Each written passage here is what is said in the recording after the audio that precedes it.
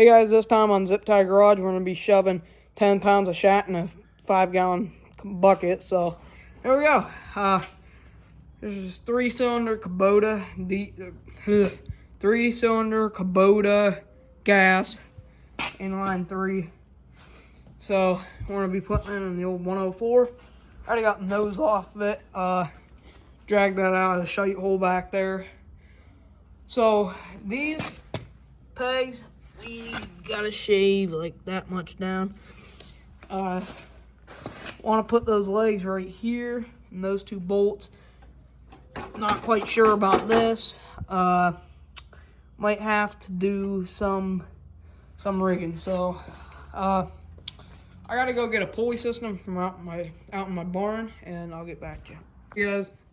Next morning, I did figure out that I had to take a decent amount of stuff off. I had to take the exhaust off, the shaft thing, the bolt onto there. But I'm trying to figure out I'm at a standstill right now because I don't know what size that is, and the beeper's full of oil, and this needs to come off, and I need to put a just regular bolt in the thing. So, and I don't have any of these motors to go and take it out and test a bolt in, so I was thinking about putting a vacuum here because we do have like a vacuum pump kinda, but no one will give me a straight answer on the internet, so I'm not sure. I'll get back to you when I figure it out. I haven't been filming, but I got an idea. My brother's gonna put this in, I don't know, a different Cub Cadet. But he was going to do the same setup.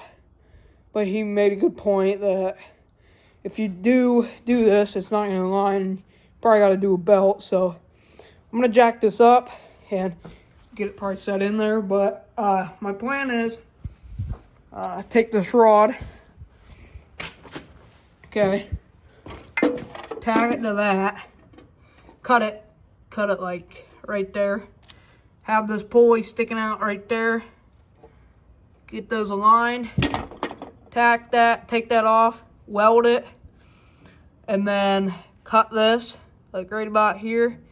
Put the pulley on it like I said. Then get a set screw in that and set the motor in and put motor mount bolts right there. I think that's a good plan. So I'm gonna get the front end jacked up, get the engine hoist away from the rig, and measure the holes there. It's the next day. I'm sorry guys, I'm not recording, but I'm doing boring stuff like putting bolts in the motor mounts and stuff like that. But it's coming together.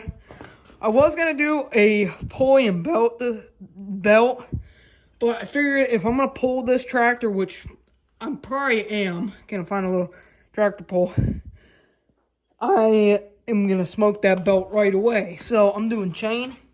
Not the most reliable thing, but as you can see, it'll probably work. And this comes up a little bit, but that hits that, but self-clearing, it's a thing. So I'm gonna get this measured out. If it will come off, I'm gonna get this measured out, space that out so it doesn't wobble on that because it's a little too big. But then I'll get back to you. Hey, I got it off the rig. It's just the clutch plate, but let me get it up right. That's what we're doing with that much play. So I gotta get it equal around. It's a little too big, but I'm gonna get it equal around. But the good thing is, this thing on here, I milled it down a little bit, the old bench grinder, and she goes right on. That thing slid right on, so I just have to drill a little hole there for the set screw. We're set on that. But yeah, let me get this figured out and I'll get back to you.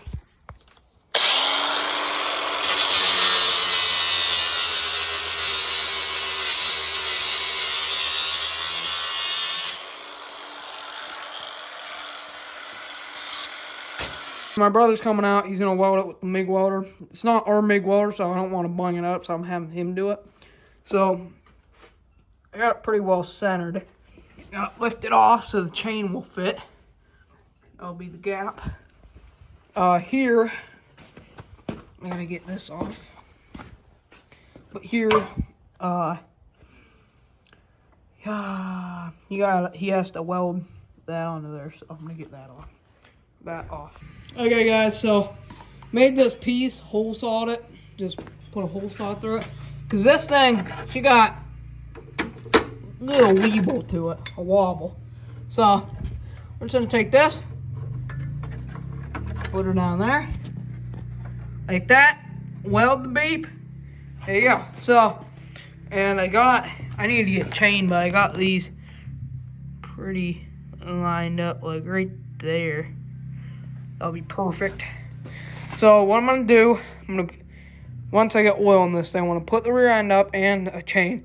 I'm gonna put the rear end up and crank it over in gear and make sure the chain doesn't come off or anything, because when that thing starts, it's gonna spin fast. So, I gotta get front mounts made, which I'm trying to do now. We got that hole in the frame, so I'm gonna use that as my advantage. So I'm gonna use that one, and do that right there, and then get another piece and right to there. I wish this was a little longer, but I guess that's how it's gonna be. Or what I could do is but I think I'm gonna go this route. I think tomorrow this thing will have a chain on it, have oil in it, have those front mounts made. The only thing I gotta do is find a carburetor for that, which I'm gonna do now. I think 8 horsepower will fit on it, so I'll get back to you when I find a carburetor for it. Hey guys, I think I'm gonna end part 1 here. Part 2 will be out in the next couple, like, say 4 or 5 days. Keep her tuned, and here she is. I got carburetor off and that all off, so I'll put a chain on it and turn it over, make sure the rear end's turning and stuff on part 2. So hope you guys like part 1, and look forward to part 2. See you guys.